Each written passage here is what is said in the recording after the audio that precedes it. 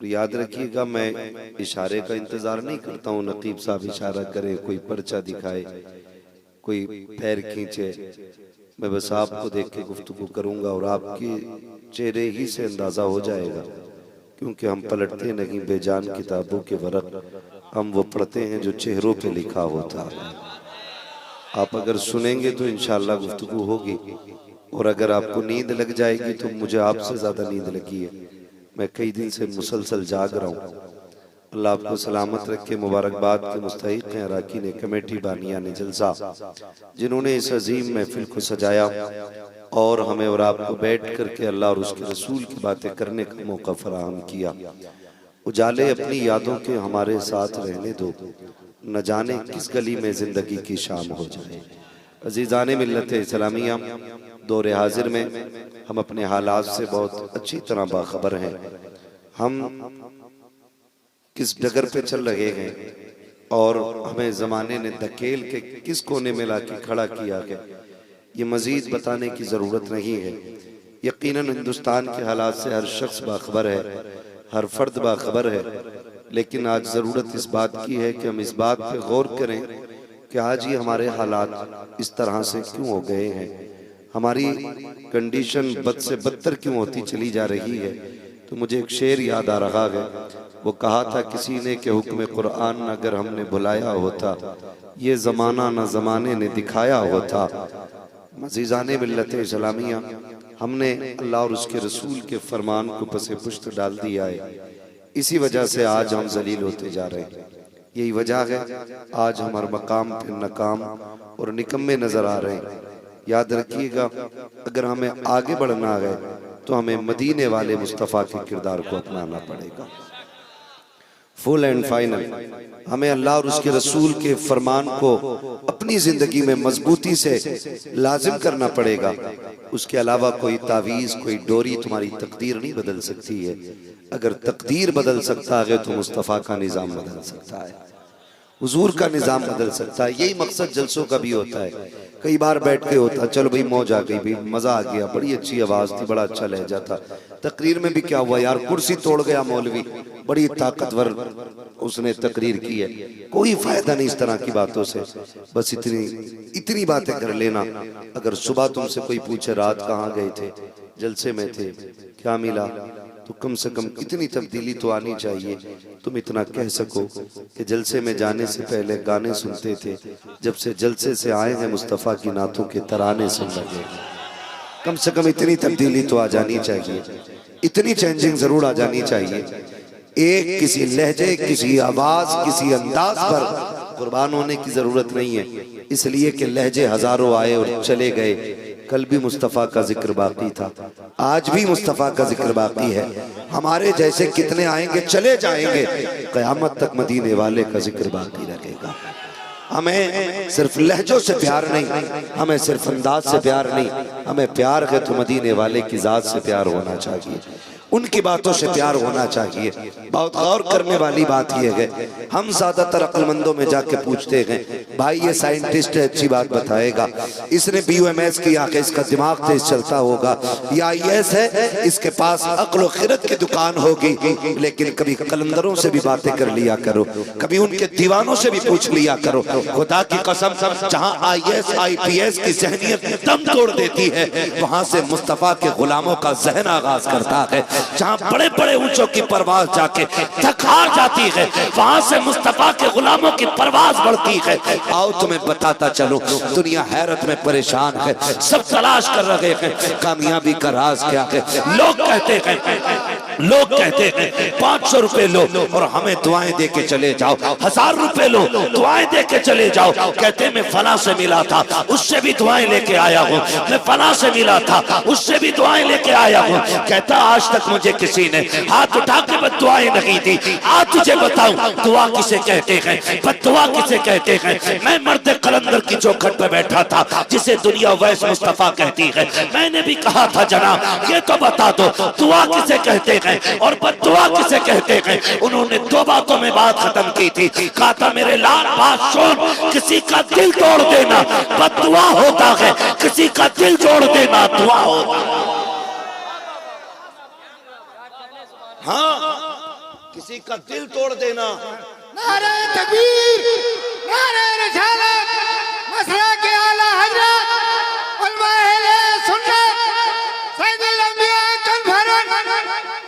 नारे तकबीर, याद रखिएगा, दुआ लफ्जों की मोहताज नहीं होती, बद्दुआ आंसुओं की मोहताज नहीं होती। जहां किसी का दिल टूटा, उसकी जबान भले गूंगी रही, समझ ले तेरे बुरे दिन शुरू हो गए। बहुत गौर से मेरी बात सुनिएगा, मैं किसी की चापलूसी करके राजी करने किसी को नहीं आया हूं। तुम रूठो या ना रूठो फर्क नहीं पड़ता, बस इतनी तमन्ना रहती है मदीने वाला नहीं रूठना चाहिए। और अगर कोई ये सोच के यहाँ बैठा है मैं किसी की चापलूसी यहाँ करने आया हूँ, घर चला जाए, ऐसे शख्स का महफिल में आने का कोई फायदा नहीं है, कोई फायदा नहीं है। याद रखिएगा, अगर बद्दुआ निकल गई, किसी का दिल टूट गया, भले हाथ उठे ना उठे, आंसू निकले ना निकले, समझ लेना बुरा वक्त शुरू हो गया है। और अगर तुझसे किसी के दिल को राहत मिल गई, उसने हाथ उठा के दुआ दी या ना दी, समझ लेना खुदा की रहमतें तेरे साथ चलना शुरू हो गई। गौर करें इन बातों पर। हम कहते हैं मुझे आज तक किसी ने बद्दुआ नहीं दी, नहीं, ये मत देख हाथ उठे थे कि नहीं, ये सोच ये चली थी और किसी का चेहरे का रंग तो नहीं उड़ गया था। हमारी इस दो तोले की जबान में किसी के दिल को ठेस तो नहीं पहुंचा दी थी। ये पूछ अपने आप से, इसे कंट्रोल में रखा करो, कंट्रोल में रखा करो। लोग कहते हैं मांस की ये फिसल जाती है, बांस की होती तो रोक के रखते। मैं कहता हूं अगर इसे रोकना है तो फिर अबू बकर सिद्दीक से पूछ कैसे रोका जाता है। उस ऊर की चौखट पे जाते थे, मुंह में अक्सर पत्थर रखे रहते थे। किसी ने कहा अबू बकर ये मुंह में पत्थर क्यों रखते हो? का महबूब ने कहा था कि ये जो जुबान है ना, ये बंदे को जहन्नम तक ले जा सकती है। मैं इसलिए कंट्रोल में रखता हूं ताकि ये कहीं ज्यादा चल ना जाए। आज जो जितना ज्यादा ताने मार लेता है ना, वो उतना बड़ा अक्लमंद है। जो जितना ज्यादा जलील कर लेता सामने वाले को, वो उतना बड़ा दानिश्वर कहलाता है। लोग कहते हैं कि इसकी जहानत का जवाब नहीं, इतना अक्लमंद है, बड़े अच्छे अच्छे इसके सामने चुप खड़े रहते हैं, इसकी जबान चलती है तो बड़े बड़े के मुंह पे ताले लग जाते हैं। खबरदार, ऐसे लोग जो दूसरों की जबान बंद कर देते हैं, वो काबिल नहीं होते हैं, वो होशियार नहीं होते हैं, वो खैर मनाए ऐसा ना हो, इधर झटका लगे उधर जहन्नम का गड़ा कब्र बना दी। होश में रहना सीखो, होश में रहना सीखो। किसी का दिल नहीं टूटना चाहिए, दिल नहीं टूटना चाहिए। वो पूछा था ना किसी ने कि सबसे बड़ा कौन होता है, तो किसी ने कहा कि बड़ा वो है जिसके सामने सारे छोटे नजर आए। लेकिन एक मर्द कलंदर ने वही कहा था, बड़ा वो नहीं जिसके सामने दुनिया छोटी लगे, बड़ा वो होता है जिसकी चौखट पे कोई अपने आप को छोटा ना समझे। बड़ा वो होता है जिसके सामने कोई अपने आप को छोटा ना समझे। तुम्हारी महफिल में कोई छोटा तो नहीं था, किसी को तुमने हकीर तो नहीं समझा था, किसी के बटन खुले हुए देख करके आपने उसके कद का अंदाजा तो नहीं लगाया था, किसी के कपड़ों पे मिट्टी के दाग देख के कहीं उसके बैठने की जगह का तयन तो नहीं किया था, कहीं किसी के मैले लिबास को देखने के बाद तुमने उसे जूतियों में बैठने तो नहीं कहा था। तुम नहीं जानते हो कई बार मैले लिबास में अल्लाह के महबूब बंदे रहा करते हैं, तुम्हें क्या पता है? ऐसा नहीं होता है, हम जानते हैं। जब कभी वलीमों की दावत होती है, अकीकों की दावत होती है, एक तरफ स्टैंडर्ड तरीके से मेज लगी होती है और टेबल लगे होते हैं, शानदार तरीके से लोग इस्तकबाल के लिए खड़े होते हैं, उन्हीं में कोई मजदूर चला आता है, लोग ये नहीं देखते कर क्या रहे हैं, वो बड़ी तेजी से खाने की तरफ बढ़ता है, कोई बाजू पकड़ के कहता किधर जा रहा है, तेरा इंतजाम उधर है, नीचे बैठ के खा, दिखता नहीं आप वीआईपी लोग बैठ के खाएंगे, तुझे नहीं पता कि ये अच्छे लोगों के लिए बना है, ये तू कौन होता है ये फैसला करने वाला, अच्छा कौन है घटिया कौन है, तू कौन होता है ये फैसला करने वाला, बड़ा कौन है छोटा कौन है, जिसकी तू ने कलाई थामी है, इसके कपड़े देख करके फैसला कर रहा है कि ये छोटा है कि बड़ा, पता क्यों रोका गया, क्या इसके हाथ भी मैले हैं, इसके कपड़े कपड़ों पे मिट्टी के दाग लगे हैं। कहा यहाँ कौन बैठेगा? कहा यहाँ वो आएंगे जिनके बदन पे कीमती लिबास होगा, शानदार बूट और सूट होगा। मैंने कहा नादान है तू, जिसकी मिट्टी देख के नफरत कर रहा है। अरे इसे सर पे बैठा, ये हलाल के धब्बे लगा के आया है, हराम के धब्बे लगा के नहीं आया। हाँ, हमारी कौम उन्हें इज्जत देती है, उन्हें इज्जत देती है हमारी कौम। जिनके दामन पे हराम के दाग तो होते हैं उन्हें इज्जत नहीं देती, जिनके कपड़ों पे हलाल के पसीने के दाग होते हैं। यूं ही जन्नत नहीं मिलनी है। मुस्तफा का किरदार अपनाने की कोशिश करें, किसी को जलील न करना। खास करके बेटों से गुजारिश करूंगा, अपने बाप को जलील न करना। हम कब जलील करते मालूम? जब चंद टकों की औकात बेटों की हो जाती है ना, इधर उधर की दलाली करके लाख 1.5 लाख जेब में आ जाते हैं, फिर कहते हैं तुमने क्या इकट्ठा किया था? हमारी जिंदगी देखो, साल में 10 लाख बैंक बैलेंस हो गया है, साल में 8 लाख हो गया है, तुमने पूरी जिंदगी में हमें क्या दिया है? नादान तू उनसे बात कर रहा है जिनकी एक रात की कीमत तेरी पूरी जिंदगी नहीं हो सकती है, जिनकी एक नींद की कीमत तेरी पूरी जिंदगी नहीं हो सकती है। उस बाप को जलील करने पे लगा है, उसके आगे मीटर लगा के कहता है तूने क्या कमाया है? जानता है इसने क्या कमाया है? इसके कारनामे पूछना चाहता है तो कान खोल के सुन, पूछ कभी पड़ोसी से मेरे बाप ने जिंदगी में क्या किया है, वो बताएगा। जब तू दुनिया में आया डॉक्टरों ने ये कह दिया था कि इस बच्चे के दिल में छेद है, ये बचने वाला नहीं है। उस वक्त तेरे बाप की हालत ये थी, दुनिया सर्दी के मौसम में कंबल लपेट के सोया करती थी, लेकिन ये सर्दी में तुझे बगल में छुपा करके कभी इस डॉक्टर के पास, कभी उस डॉक्टर के पास, कभी इस तबीब के पास, कभी उस हकीम के पास, कभी इस दरगाह जाता था, कभी उस मजार जाता था, कभी इस पीर के पास था, कभी उस पीर के पास था, और सबसे कहता था मेरे बेटे की जिंदगी बचा दो, मेरे बेटे की जिंदगी बचा दो। तुझे क्या पता है इसने तुझे क्या दिया है? जानता है जब डॉक्टरों ने ये कह दिया था कि बचने वाला नहीं है, तब बाप ने ये कहा था डॉक्टर मेरा दिल निकाल ले ताकि मेरे बेटे का दिल बाकी रह सके। अपनी जिंदगी देके तेरे बाप ने तुझे जिंदगी की सौगात अता की।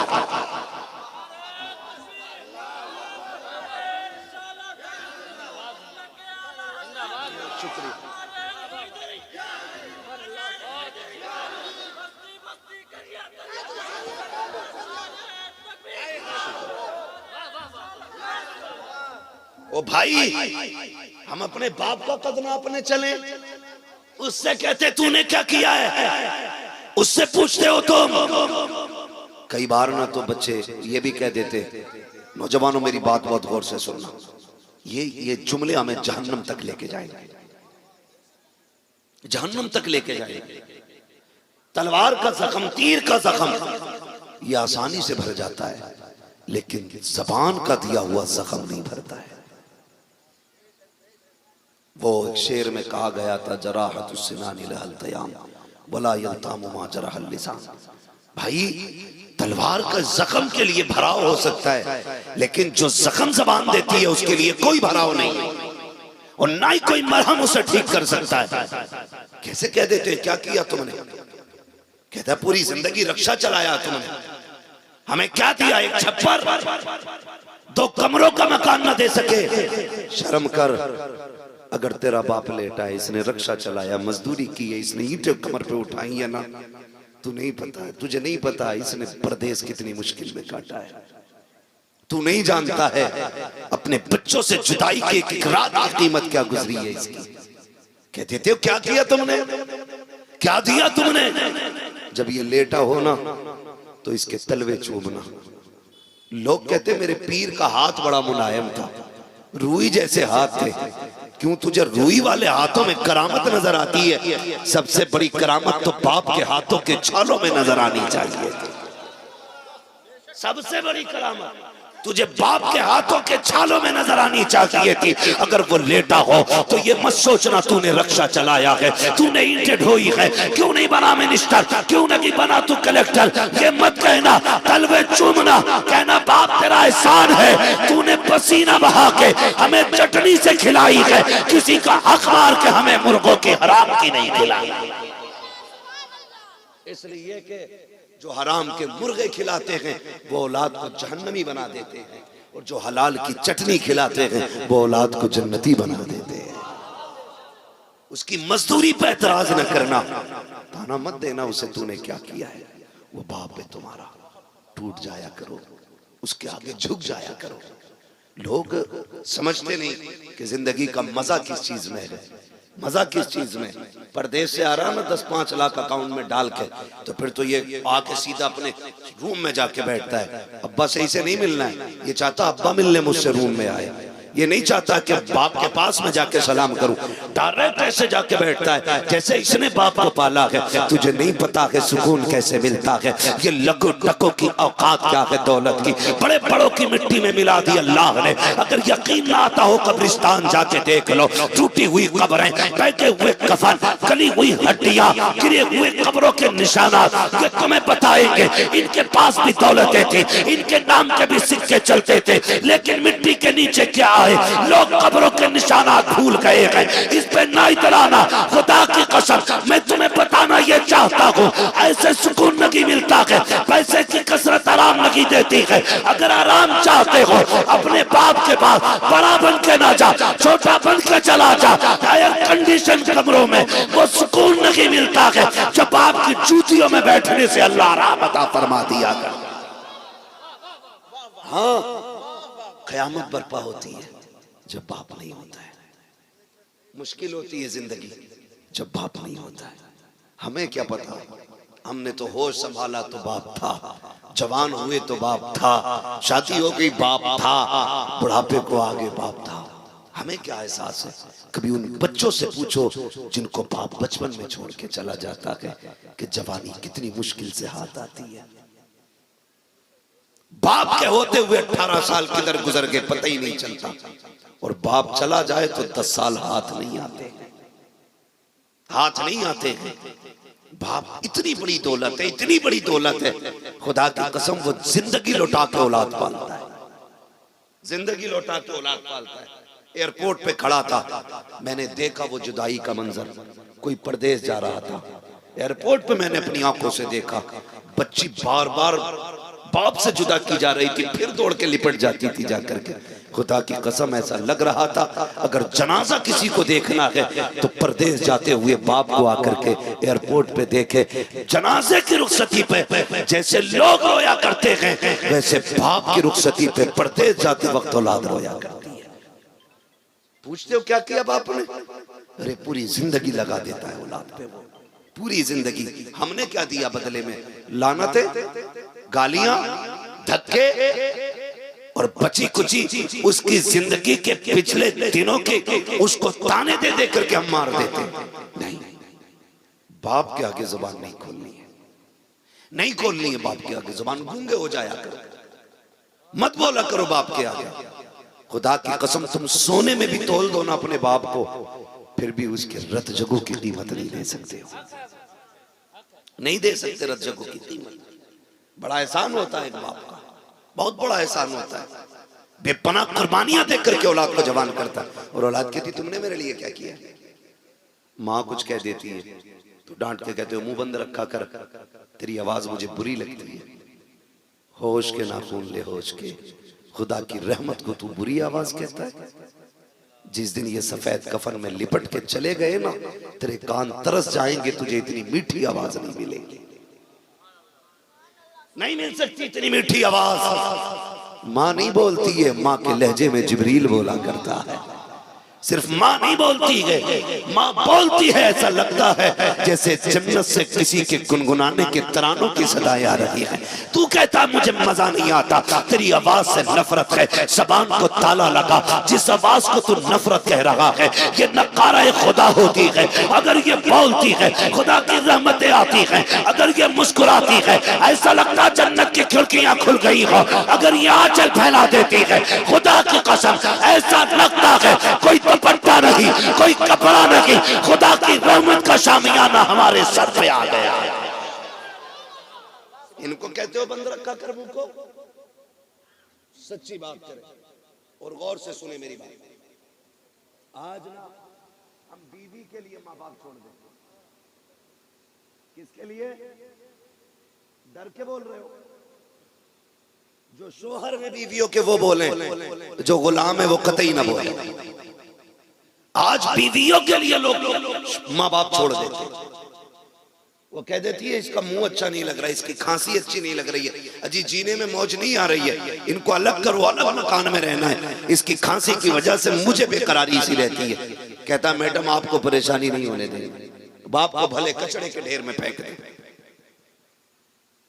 ऐसी औरत जो तुमसे तुम्हारे माँ बाप को दूर करे, उस औरत को छोड़ा जा सकता है, लेकिन माँ बाप को नहीं छोड़ा जा सकता है।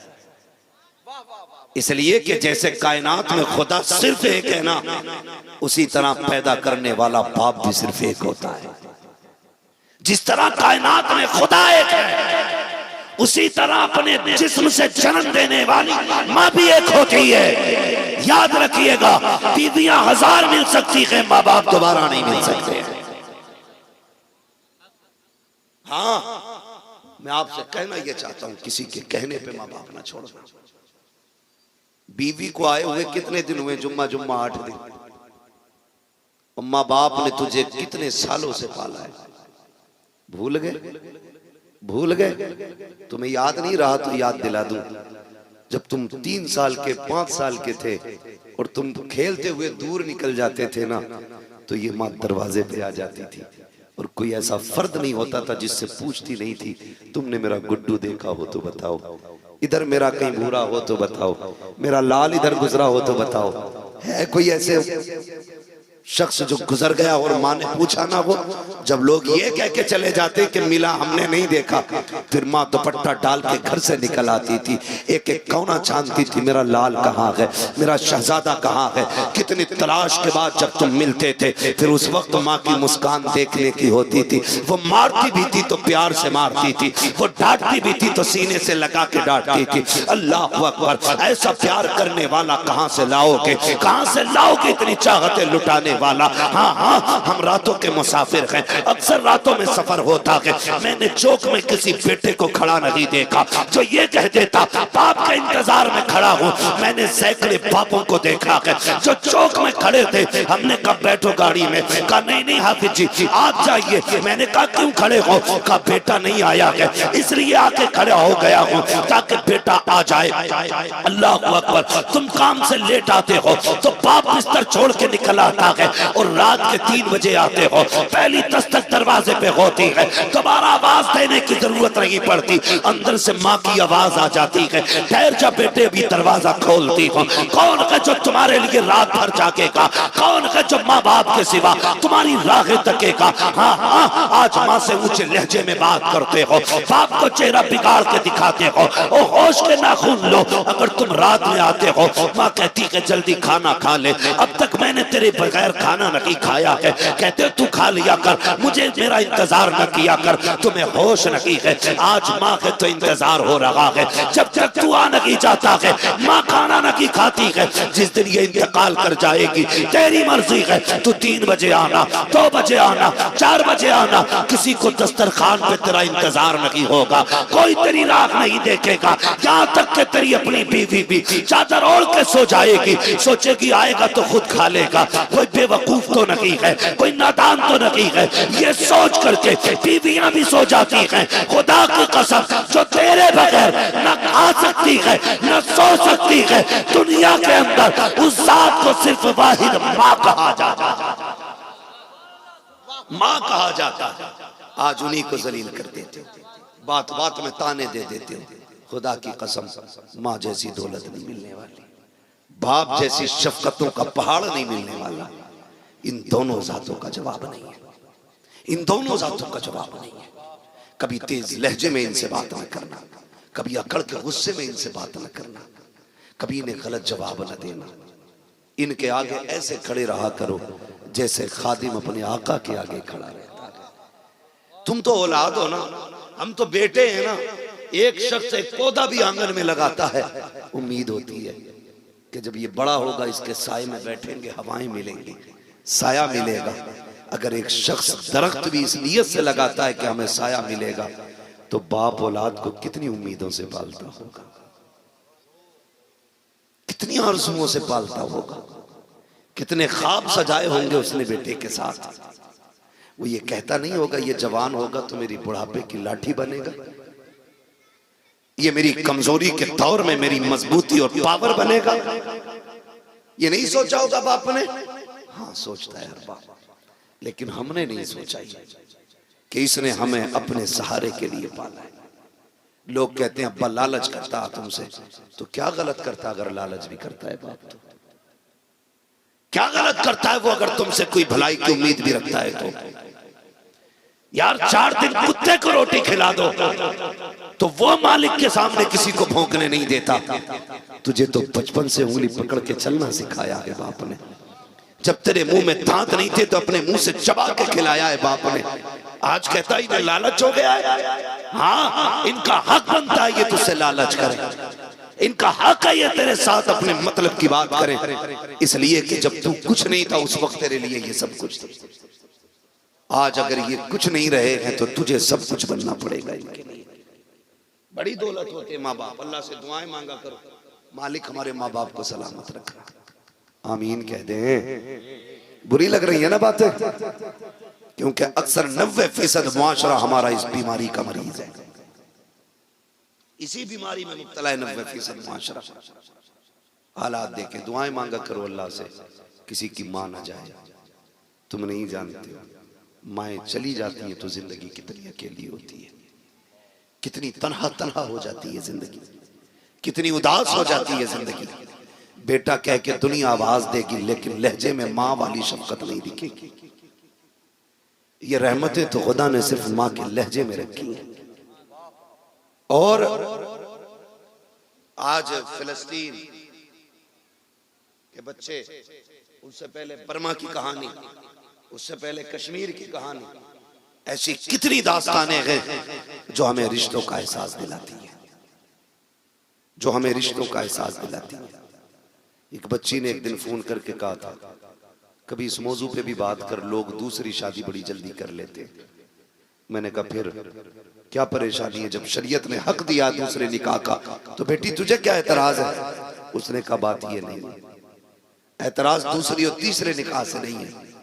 उसने कहा बात यह है मेरी माँ का इंतकाल हुआ, मेरी उम्र अभी 11 साल है, मेरे साथ एक 8 साल का मेरा भाई भी है। कहते माँ के इंतकाल के 6 महीने के बाद मेरे बाप ने दूसरा निकाह कर लिया। कहते वो उसी बीवी के साथ रहते हैं, हमें देखने तक नहीं आते हैं। अपने भाई को मैं कैसे पाल रही हूं अंदाजा कर सकते हो, मेरी उम्र खुद 11 साल है। कम से कम मर्दों को इतना तो समझा दो कि जानवरों को भी रिश्ते का ख्याल होता है, इन्हें इंसानों को रिश्ते का ख्याल क्यों नहीं है? ये कड़वी सच्चाई है हमारे मुआशरे की, कड़वी सच्चाई है। अगर निकाह करना चाहता है कर, तेरी मर्जी है, हक दिया शरीयत ने, लेकिन औलाद के साथ ना इंसाफी नहीं। अगर तुम बच्चों के साथ ना इंसाफी करोगे अल्लाह खाल उधेड़ देगा कब्र में डाल के, कोई बचाने वाला नसीब नहीं होगा, कोई नहीं आएगा बचाने के लिए। तेरी कब्र में तुझे जाना है, मेरी कब्र में मुझे जाना है। और ये कौम जो शबे बारात में, शबे कद्र में सिर्फ ऊपर अगरबत्ती लगाती है, उससे क्या उम्मीद रखते हो ये बख्शवा लेंगे? गलत नहीं कह रहा हूं, सिर्फ ऊपर अगरबत्ती लगाई, लाइट लगाई, निकल गए। 1000 बल्ब ऊपर लगा ले, उसका अंदर फायदा कुछ नहीं होना। अंदर फायदा कब होगा? भले ऊपर बल्ब लगा ना लगा, कब्र पे जा, कुरान की चंद आयतें पढ़, हाथ उठा के कब्र वाले को बख्श दे। ऊपर अंधेरा हो या ना हो, कब्र के अंदर खुदा की रहमतों से उजाला होना शुरू हो जाएगा। लेकिन हम तो यही सोचते हैं कि बस ऊपर अगरबत्ती लगा दो। किसके लिए भाई? अच्छी बात है, खुशबू है, मैं इनकार नहीं करता, इससे भी मसला नहीं है कि आप अगरबत्ती लगा रहे हैं, लेकिन कब्र के ऊपर ना लगाया करो, कब्र से हट के लगाया करो। ये भी एक मसला है। बीच कब्र पे यहां लगा के आते हैं अगरबत्ती। आग वाली चीजों को कब्र से दूर रखने का हुक्म है। इतनी मुट्ठी भर के बीच कब्र पे ठोक के आ रहे हैं। अब्बा को मौज आ रही होगी, अल्लाह थोड़ा दिमाग लगाया करो, दिमाग। इंसान हो, 4 रोटी खा लेते हो। ऊपर की लाइट से अंदर का कोई फर्क नहीं पड़ता। फर्क तो तब पड़ता है जब तुम दरूद पढ़ के कब्र वाले को बख्शो और मदीने वाला चेहरे से पर्दा हटा दे, खुदा की कसम पूरी कब्र के अंदर रोशनी फैल जाए। तो ये मत सोचना हमारे हक औलाद पे, औलाद का भी आप पे कूटे जाओगे पकड़ के, अब्बा लोगो जिस दिन फंस गए। इसलिए औलाद के साथ ना इंसाफी ना करना। औलाद से भी गुजारिश है, कभी बाप से ऊंचे लहजे में बात बोले नहीं करनी है, इंशाअल्लाह। सारे बोले इंशाअल्लाह, और जोर से बोले इंशाअल्लाह। मैं समझूंगा अगर आज के बाद किसी माँ को इज्जत मिल गई ना, तो ये जलसा कराना भी कामयाब हो जाएगा, जलसे में आना भी कामयाब हो जाएगा। ये असल बात होती है, ये असल होती है कि किसी ना किसी के दिल के अंदर तब्दीली आ जाए। मैंने कहा था बद्दुआ लहजों की मोहताज नहीं होती, अल्फाज की मोहताज नहीं होती, हाथ उठने की मोहताज नहीं होती। ख्याल करना किसी का दिल नहीं टूटना चाहिए। दिल कैसे टूट जाता है? सारे भाई बराबर तो नहीं होते ना, कोई अमीर होता है और कोई दोनों तरह के होते हैं ना। एक भाई ऐसा होता है जिसे अल्लाह ने दौलत से नवाज दिया, वो बड़ा हो गया। एक ऐसा होता है जो मजदूरी करते करते अभी कमजोर ही रह गए। जब कभी किसी अमीर के घर मेहमान आते हैं तो गरीब से कहता भैया जरा आज अंदर ना आना। कहा क्यों? का मेरी बेटी को देखने वाले लोग आ रहे। भैया आज घर में मत आना, मेरे बेटे को देखने वाले लोग आ रहे हैं। तूने तो ये सोच के कहा कि ये कमजोर है, गरीब है, इसके कपड़े, इसकी हालत देख के लोग मेरी इज्जत पे उंगलियां उठाएंगे, इसका भाई है। तुमने ये सोच के कहा, लेकिन उसके दिल को एक झटका लगा और वो अंदर टूट गया। तुम्हें खबर तक नहीं हुई, वो टूट गया। अब तू 1 लाख अगरबत्तियां मजार पे जला, 7,000 चादरें जाके चढ़ा दे मजार पे, कुछ नहीं होने वाला है। इसलिए कि तू भाई का दिल तोड़ चुका है, अपनों का दिल तोड़ चुका है। कभी जब गुर्बत की बुनियाद पर किसी अपने को साइड किया जाता है, दिल टूट जाता है, उसका दिल टूट जाता है। लोग कहते हैं पता नहीं क्या हो गया, बीमारियां आ गई हैं, मुसीबतें हैं, अल्लाह ने सब कुछ दिया है, दवा भी महंगी खा रहे हैं। नादान, ये बात दवा की नहीं है, हवा नहीं बदली है। अगर हवा की वजह से तू बीमार होता तो एक झोंका सिर्फ तुझे नहीं लगा है, कितने लोगों को लग के आया है। इससे इंफेक्शन फैलना होता, पूरी बस्ती में फैला होता। जितनों से हवा गुजर के आई है सारे बीमार हो गए होते। लेकिन ये तेरा बीमार होना हवा की वजह से नहीं है, मौसम की वजह से नहीं है। गौर करके तो देख, कहीं किसी की हाय तो नहीं लग गई है, किसी की आह तो नहीं निकल गई है, कहीं तेरे लहजों से कोई टूट तो नहीं गया है, तेरे रवैये से कोई जलील तो नहीं हो गया है। खुदा की कसम तुझे बीमार इस हवा ने नहीं किया है, किसी की बद्दुआ ने कर दिया है। इसलिए दवा बदले न बदले, हवा बदले न बदले, लेकिन ख्याल रखना अपनों के सामने तेरे तेवर नहीं बदलने चाहिए, तेवर नहीं बदलने चाहिए। अपनों को जलील न करना, अपनों को जलील न करना। ये बड़े कीमती लोग होते, बड़े कीमती लोग होते। जब दवाएं काम ना करे तो फिर अपनों की दुआएं लिया करो। किसकी दुआएं बोल सकते हैं? अपनों की दुआएं लिया करें। कैसे? बस आखिरी बात है मेरी, वो मैं बात खत्म करने लगा हूं 3-4 मिनट में, बस तवज्जो फरमाइएगा। अपनों की दुआएं कैसे काम आती हैं सुने। अक्सर बड़े बनने का ख्वाब इंसान को परदेश ले जाता है, यही है ना? बड़े बनने का ख्वाब इंसान को परदेश ले जाता है, या फिर मजबूरियां परदेश ले जाती है। कोई अपनी खुशी से अपना वतन नहीं छोड़ता है। वतन तो भले झोपड़ी क्यों ना हो, वतन तो अच्छा लगता है। परदेश के महल भी अच्छे नहीं लगते, अपने वतन के छप्पर भी अच्छे होते हैं। सही है ना ये बात? फिर जो लोग परदेश जाते हैं, या तो उन्हें शौक ले जाते हैं या उन्हें मजबूरी ले जाती है। दोनों बातों पे मैं गौर दिलाना चाहता हूं। नौजवानों, अगर ये शौक है ना कि मैं परदेश जाऊंगा, गाड़ियां बंगले मेरे होंगे, तो इस शौक को आग लगा देना।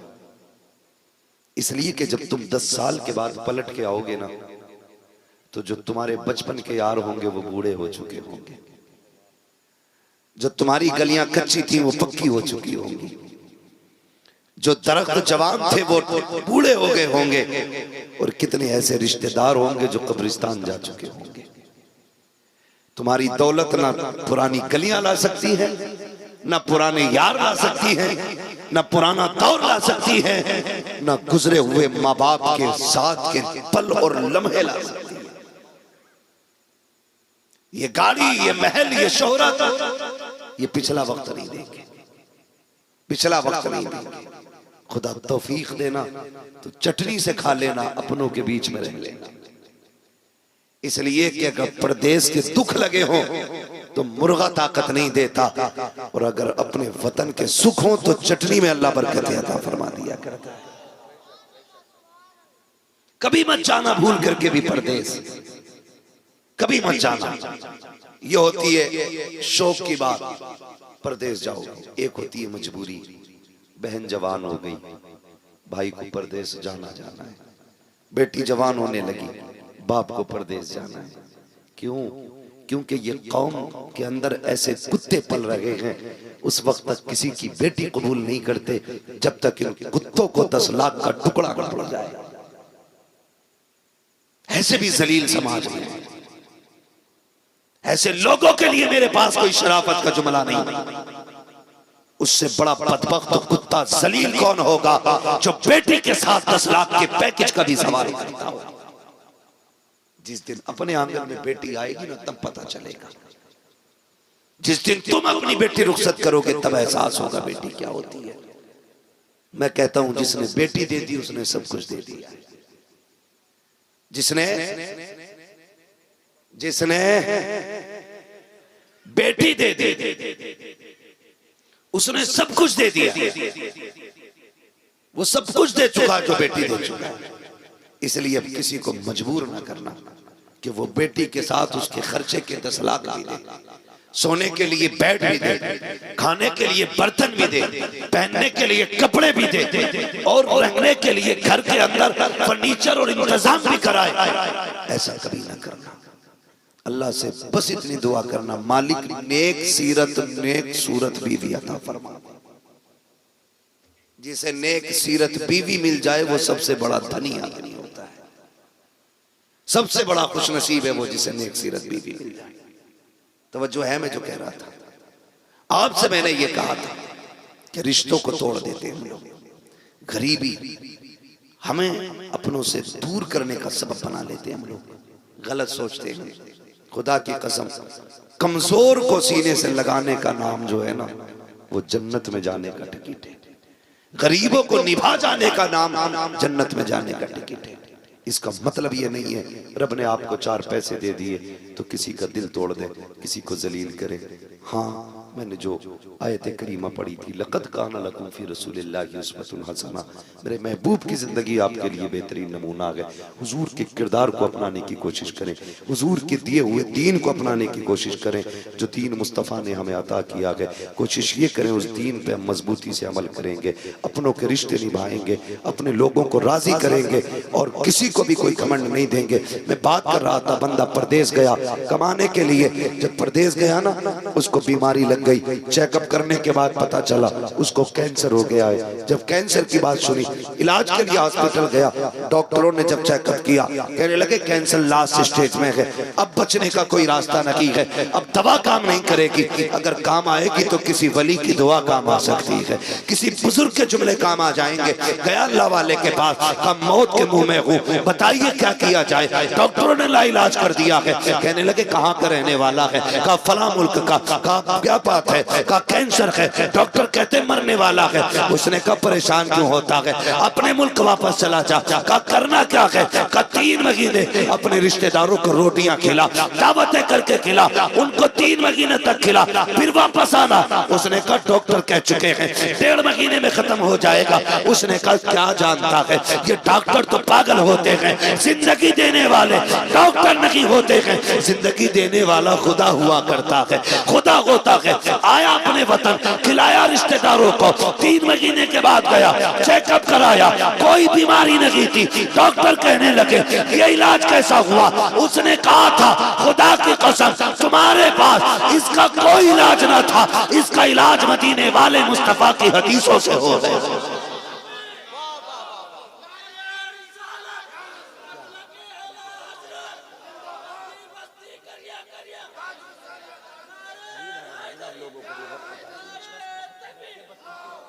मेरी मेहनत नहीं देख रहे आप, मुझे खेत में ले जाके खड़ा करें। तवज्जो है आप लोगों की। मैंने पहले ही कहा था हम पलटते नहीं बेजान किताबों के वरक, हम वो पढ़ते हैं जो चेहरों पे लिखा होता है। अगर आप सोएंगे तो फिर तकरीर करना जरूरी नहीं है, जरूरी नहीं है। जितनी देर दिल से सुने उतनी देर बात होनी चाहिए। तैयार है सारे? आगे चले थोड़ा सा। ये पीछे मुड़ के देखो कमेटी वाले कितने मजे के साथ हाथ भी नहीं उठ रहे हैं। जरा कह दें या रसूल अल्लाह। जिनके हाथ नहीं उठे जरा पकड़ के ऊंचे कर लो वरना जेब कट जाएगी। मौका ढूंढते हैं कुछ लोग, ऐसे उठाए उसने पट से निकाला। अब जरा हाथ दाएं बाएं देख के उठाए, कह दें जरा या रसूल अल्लाह। माशाल्लाह देखो सारे लोगों के हाथ उठ गए, अल्लाह सलामत रखे। तवज्जो है सारे लोगों की। इसलिए अपनों से प्यार करो, अपनों से वफा करो। आज हमारे पास किसी का दर्द सुनने का वक्त नहीं है, सगे भाई की बात सुनने का हमारे पास वक्त नहीं है। वो कहता जरा बात करनी थी थोड़ी सी। कहता तुम तो ठाली रहते हो, मुझे पता है कितना बिजी हूं मैं, मुझे बैठने तक का वक्त नहीं है। और तुम्हारी राम कथा कौन सुने इतनी लंबी बैठ करके? तुम तो पका देते हो, ये कह के अपनों को ठुकरा देते हो। नहीं यार ऐसा ना किया करो। फरमाया गया मेरे महबूब ने इरशाद फरमाया जो किसी का टूटा दिल जोड़ देगा अल्लाह उसे बेहिसाब जन्नत अता फरमा देगा। जो टूटा दिल जोड़ दे अल्लाह उसे बेहिसाब जन्नत देगा। टूटे दिल जोड़ने में क्या, जिसकी कोई नहीं सुनता उसकी तुम सुन लिया करो। देखो जब कभी ना दर्द होता है ना अंदर और घुटन होती है हजरत, तो दिल चाहता हम किसी से अपना हाल दिल कहें। या तो सामने ऐसे लोग होते हैं कि जो मजाक उड़ाएंगे, या ऐसे लोग होते हैं जो दर्द नहीं समझेंगे, तो बंदा उनमें रह के भी उनसे नहीं कह पाता है। वो ऐसा शख्स ढूंढता है जो उसके दर्द को दर्द महसूस करे, जो उसकी तकलीफ को तकलीफ समझे। अगर कोई तुमसे कहे भैया जरा 2 मिनट सुन ले, तो फिर 2 नहीं 4 मिनट दिया करो। तुम नहीं जानते हो ये भी तो हो सकता है इसके 2 जुमले तुझे जन्नती बना के चले जाए। कभी कभी सदियों की इबादत अल्लाह मुंह पे मार देता है, और कभी कभी लम्हों के जुमले जन्नत में ले जाया करते। लम्हों के जुमले हम भाई से कहते हैं मेरे पास वक्त नहीं है, ठीक है जो भी कहना फला से कह देना, मैं उससे समझ लूंगा कैसे बात होनी है। नहीं, वक्त दिया करो, वक्त दिया करो। हम कितने भी बड़े हो जाएं मदीने वाले से बड़े नहीं हो सकते। मेरे महबूब हैं, सहाबा की अंजुमन सजी है, हुजूर बैठे, इतने में सामने खातून आई, इशारा किया, हुजूर उठ के जाने लगे। सहाबा कहते हैं या रसूल अल्लाह गर्मी है, दोपहर है, ठहर जाइए। आका करीम चले गए और उस औरत के बाद सरकार काफी देर तक खड़े रहे, बात करते रहे। और जबकि अरब की गर्मी, कि जब अरब में गर्मी पड़ती है ना तो लोग दीवार का साया लेकर के चला करते हैं, वहां की धूप में चलने की ताकत नहीं होती लोगों की। जब चलने गए ना काफी देर तक हुजूर बात करते रहे। सहाबा फरमाते हमने हुजूर को देखा, चेहरे पे शिकन तक नहीं आ रही थी। आका करीम इतनी देर तक खड़े रहे, आका ने पैर तक नहीं बदला था अपना, जिस अंदाज में खड़े हुए थे वैसे ही खड़े रहे। जब बहुत देर के बाद औरत की अपनी बात मुकम्मल हुई तब वो गई, सरकार पलटे। सहाबा कहते या रसूल अल्लाह किस औरत के मुंह लग रहे थे?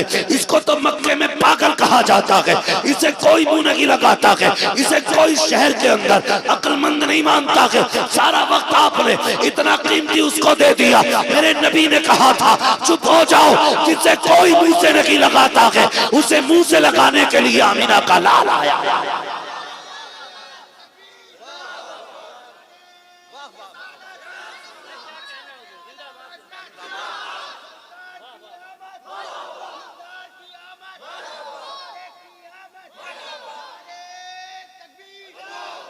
मुंह लगा लिया करो यार, बातें कर लिया करो। जुमले बड़े सख्त रहते हैं, बड़े सख्त जुमले रहते हैं। रोजमर्रा की आप जिंदगी देखें, सारे लोग फैमिली से जुड़े लोग हैं, फैमिली से जुड़े लोग हैं। मियाँ बीवी के साथ कसर नहीं कर रहे हैं, बीवी मियाँ के साथ कोई कसर नहीं छोड़ रही। वो कह रही है कि जब से तेरे घर में आई हूं मुसीबत के सिवा कुछ नहीं देखा। और ये भी कह रहा तुझसे बेहतर था कोई कुत्ता लाके पाल लेता। मतलब कोई किसी के साथ रवादारी के साथ, एक इंसानियत के साथ जिंदगी गुजारने तैयार नहीं, एक दूसरे को ताना देने पे लगे पड़े। नहीं, ऐसा ना करें। इन्हीं नहुसतों की बुनियाद पे तलाकें हो रही हैं आज, घर बर्बाद हो रहे हैं। तलाक दे देता, फिर कहता मैं तो शराब के नशे में था, मैंने तो पी रखी थी, बेगैरत मुसलमान होकर शराब पीता है। डूब के मर जाना चाहिए जो कलमा पढ़े और शराब को मुंह लगा ले। किस मुंह से अल्लाह रसूल का नाम लेते हो तुम? और जिस मुंह से अल्लाह रसूल का नाम लेते हो उस मुंह पे तुम्हारे शराब का घूंट कैसे आ जाता है? कैसे मुंह को लग जाती है शराब? क्या अल्लाह रसूल का सामना नहीं करना है? मरना नहीं है?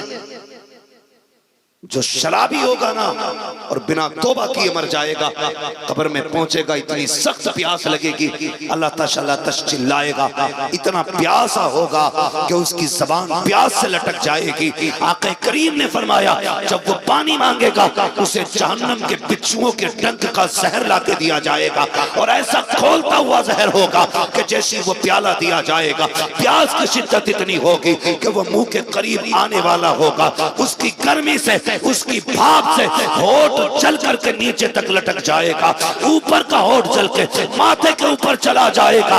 इतनी खतरनाक गर्मी होगी, लेकिन प्यास ऐसी लगेगी कि ये उसको भी मुंह से लगाएगा, जैसे कि पिएगा, पूरा जिस्म कट कट के गिरेगा। और तुम्हें खुदा का वास्ता छोड़ दो शराब को, अगर पीनी है तो मुस्तफा के इश्क की शराब पिया करो, इसलिए कि ये शराब तुम्हें दुनिया में भी इज्जतदार बनाएगी और आखिरत में जाके भी रब की वारगाह में इज्जतदार बनाना।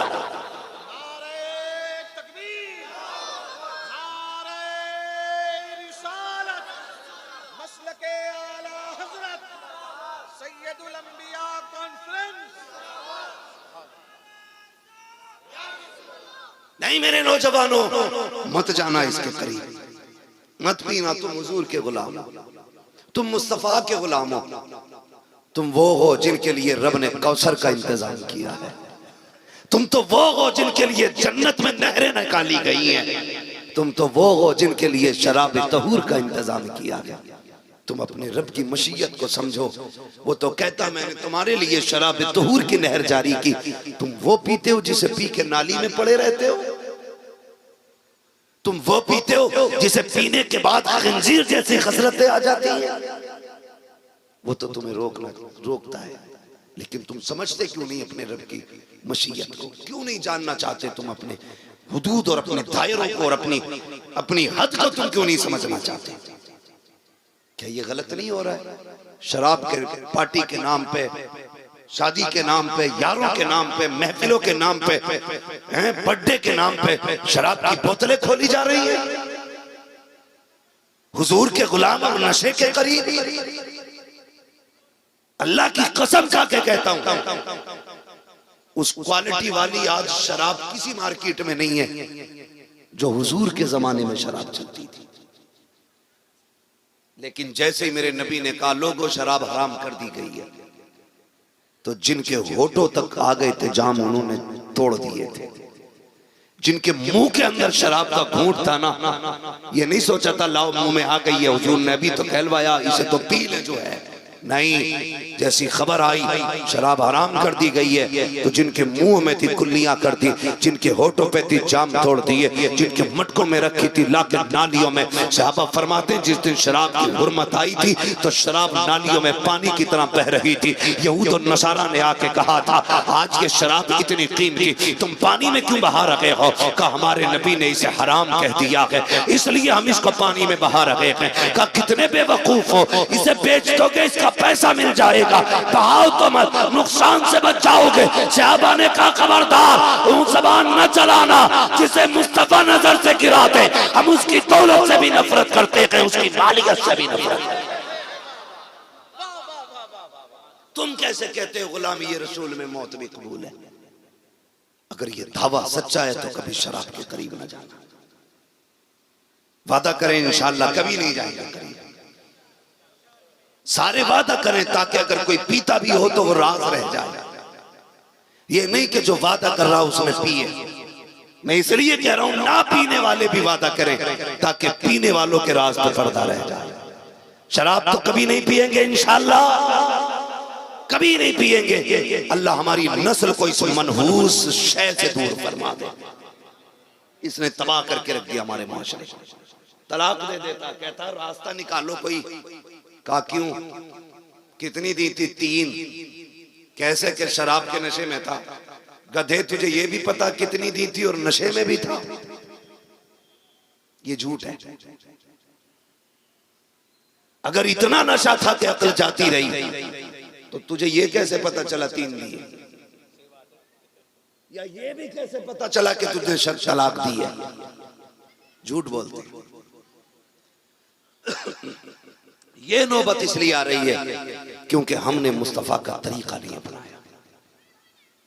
तरीका नहीं अपनाया। मैं मर्दों से गुजारिश करूंगा औरतों के साथ वो रवैया इख्तियार करो जो मेरे नबी ने खदीजतुल कुबरा के साथ इख्तियार किया, जो आयशा सिद्दीका के साथ मेरे नबी ने जिंदगी के लम्हे गुजारे थे, जो अज़वाज मुतहरात के साथ मुस्तफा की जिंदगी के लम्हे गुजरे। ऐसे आप बीवियों के साथ रवैया करो।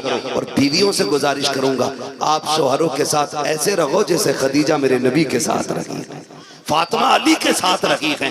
ऐसे जिंदगी गुजारो, फिर देखो अल्लाह तुम्हारे घर के अंदर जन्नत की महक अता फरमा देगा। आंगन तुम्हारा होगा, नजारे जन्नत के होंगे। करेंगे इंशाअल्लाह, ऐसा ही करेंगे इंशाअल्लाह। बहनों से गुजारिश है, शोहर से झगड़ा हो जाए, चलो लड़ाई हो सकती है, गर्मा गर्मी हो सकती है, दोनों तरफ से मिजाज नहीं भी मिल सकता है, लेकिन एक दूसरे के लिए बद्दुआ न करना, एक दूसरे को बदतमीज ना बोलना। वक्ती तौर की नाराजी तो अच्छी भी लगती है, रूठ जाना मनाना भी अच्छा लगता है, लेकिन किसी के लिए हाथ उठा के बद्दुआएं देना ये कतई अच्छा नहीं लगता है। किसी को बदतमीज बोलना ये बिल्कुल अच्छा नहीं लगता है। जिंदगी ऐसे नहीं गुजरती है, ऐसे नहीं गुजरती है जिंदगी। शोहर जा रहा है कमाने के लिए, हाथ उठा के करी कभी लौट के ना आए तू, ये ना कहे तुझे नहीं पता अगर ये कफन में लिपट गया कोई तुझे इज्जत की निगाह से देखने वाला नसीब नहीं होगा। और तू जो कह रहा तुझसे बेहतर था कुत्ता पाल लेता, तू भी जरा जबान को लगाम दे। सोच तो सही, इतना गुस्सा तेरा। ठीक है मानते हैं तू मर्द है, रिजालु कव्वामून अलन निसा, मर्दों को औरतों पे हाकिम बनाया गया, लेकिन गाली देने के लिए तो नहीं, मारने के लिए तो नहीं, सितम करने के लिए तो नहीं। हुकूमत चला और हुकूमत सितम से नहीं, हुकूमत प्यार से चला करती है, हुकूमत मोहब्बत से चला करती है। जो सितम के जरिए होती वो हुकूमत नहीं, तानाशाही होती है, वो जुल्म होता है।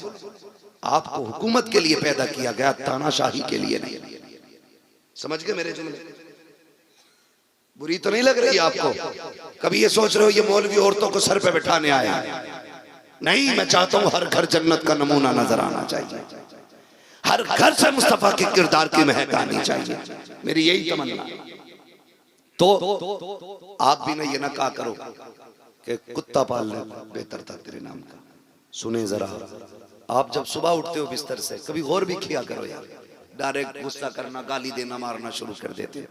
सुबह उठे तुम, फ्रेश हुए, खाया पिया, निकल गए, जो लुंगी आपने उतारी जहां पड़ी थी वहीं फेंकी आपने।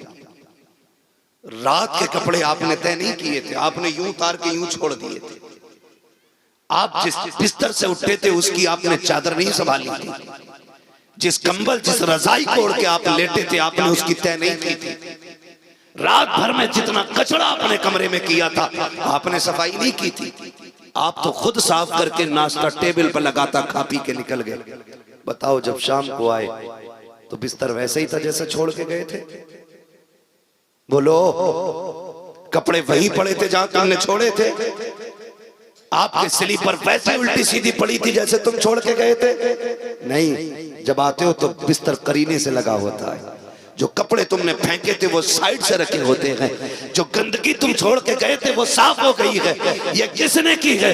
ये इसी ने की है जो 3 बार कबूल कबूल कहने के बाद तेरे बिस्तर पे आके बैठ गई, तेरी मर्जी के मुताबिक चलती रही। तूने कहा उठ तो उठ जाती है, तूने कहा बैठ तो बैठ जाती है, तूने कहा चल तो चलने लग जाती है, तूने कहा सो तो सो जाती है, तूने कहा जाग तो जागती है। तू ये कहता है पानी ला तो पानी ला के देती है। तेरी बीमारी में, अपनी बीमारी में ये तेरा ख्याल करती है, उससे इतना झगड़ा क्यों? खुदा की कसम ये तेरे घर के अंदर सहमत बन के नहीं आई, बल्कि खुदा की रहमत बन के तेरे घर में आई। इसलिए इससे मुंह बिगाड़ के बात न कर, इससे प्यार से बात कर। और यही तरीका मेरे नबी ने सिखाया है। जब मियां बीवी के रिश्ते अच्छे होंगे तो औलाद के अंदर ज़हनी तनाव नहीं आने वाला है। माँ बाप लड़ते हैं और जिंदगी बर्बाद होती है औलाद की। इसके बहुत सारे नुकसानात हैं तिब्बी नुक्ता नजर से, मुझे उस पर बात नहीं करनी है। बस इतना समझाना चाहता हूं, सबसे ज्यादा जरूरी है लोगों के दिलों का ख्याल रखना। किसी का दिल नहीं टूटना चाहिए, किसी का दिल नहीं टूटना चाहिए। अगर दिल टूटा तो बात अर्श तक जा पहुंचती है, और जब वहां पहुंच जाती है तो फिर बचाने वाला नसीब नहीं होता है। याद रखिएगा, बचाने वाला नसीब नहीं होता है। किसी ने एक पोस्ट मैंने देखी थी, बड़ी अच्छी बात लिखी थी। किसी ने पूछा था किसी बुजुर्ग से मुझे नसीहत कर दे। उसने ये कहा था बस इतना ख्याल करना कोई रब से तेरी शिकायत न कर दे। जिस दिन किसी ने तेरी रब से शिकायत कर दी तो समझ लेना उस दिन से खैरियत नहीं है। इसलिए मेरे भाइयों, अपनी नस्ल को, अपने परिवार को प्यार दो, माँ बाप को वक्त दो, बहन भाइयों को वक्त दो, मियाँ बीवी के रिश्ते अच्छे करो, बाप बेटों के रिश्ते अच्छे करो, बेटियां माँ के साथ अच्छे तरीके से रहें। खुदा की कसम अलग से किसी दवा की जरूरत नहीं पड़ेगी। तुम्हारे ही घर के अंदर छप्पर में अल्लाह तुम्हें सुकून की राहत की जिंदगी अता फरमाएगा। वो कहा था किसी ने, फुटपाथ पे सो जाते हैं अखबार बिछाकर, मजदूर कभी नींद की गोली नहीं खाते। इसलिए कि नींद पैसे से नहीं आती है, नींद रब के करम से आया करती है। अल्लाह का करम तलाश करें, अल्लाह की रजा तलाश करें। फरमाया गया लक़द कान लकुम फ़ी रसूलिल्लाहि उस्वतुन हसना, मेरे महबूब की ज़िंदगी आपके लिए बेहतरीन नमूना है। हमें हुजूर की ज़िंदगी देखनी है, बचपन से लेकर जवानी तक, जवानी से लेकर बुढ़ापे तक, माँ की गोद से लेकर के कब्र तक के लिए हुजूर ने उसूल मुकर्रर फरमा दिए हैं। हमें फ़ख्र है कि रब ने हमें मुसलमान बनाया है, हमें लकीर का फ़कीर नहीं बनाया, हमें मुस्तफ़ा की उम्मत में पैदा किया है। और पैदा करके ये ऐलान किया था, खुश हो जाओ, अपनी सबसे कीमती चीज तुम्हारे हवाले की जा रही है। हुजूर आए, हमारी नसीब जाग गए, हुजूर आए, मुकद्दरी खुल गए हमारे। खुदा की कसम उस उम्मत में पैदा हुए हैं जो आई सबसे बाद में है, जन्नत में सबसे पहले जानी है। और ये तेरा मेरा कमाल नहीं, ये मुस्तफ़ा जाने रहमत का कमाल है, हुजूर का कमाल है। लक़द कान लकुम फ़ी रसूलिल्लाहि उस्वतुन हसना, मेरे महबूब की ज़िंदगी आपके लिए बेहतरीन नमूना है। अल्लाह करीब हमें मुस्तफ़ा जाने रहमत के तमाम फरामीन पे अमल करने की तौफ़ीक़ अता फरमाए। और हमारी इस कमेटी ने इतना खूबसूरत जलसा सजाया, अल्लाह इस मेहनत को कबूल फरमा कर आज की महफिल को हमारे लिए ज़रिया निजात बनाए। मौला करीम इस महफिल को हम सब के लिए बख्शिश का ज़रिया बना। बस जो हुए गलत उनको माफ़ फरमाए रब्बे कायनात। ज़िंदगी ने दिया साथ, फिर होगी मुलाकात, चमन रहा फूल खिलेंगे, जिंदगी रहेगी फिर मिलेंगे। मुसाफिर में हम भी, मुसाफिर तुम भी, इसी मोड़ पर फिर मुलाकात होगी। फकीरान आए सदा कर चले, सदा खुश रहो ये दुआ कर चले। सारे लोग कलमा शरीफ पढ़ लीजिएगा, ला इलाहा, और जोर से ला इलाहा इल्लल्लाहु मुहम्मदुर रसूलुल्लाह व मा अलैना इल्ला अल बलाग। अस्सलामु अलैकुम व रहमतुल्लाहि व बरकातहू। बाबू मैं बहुत थक चुका हूँ, इंशाअल्लाह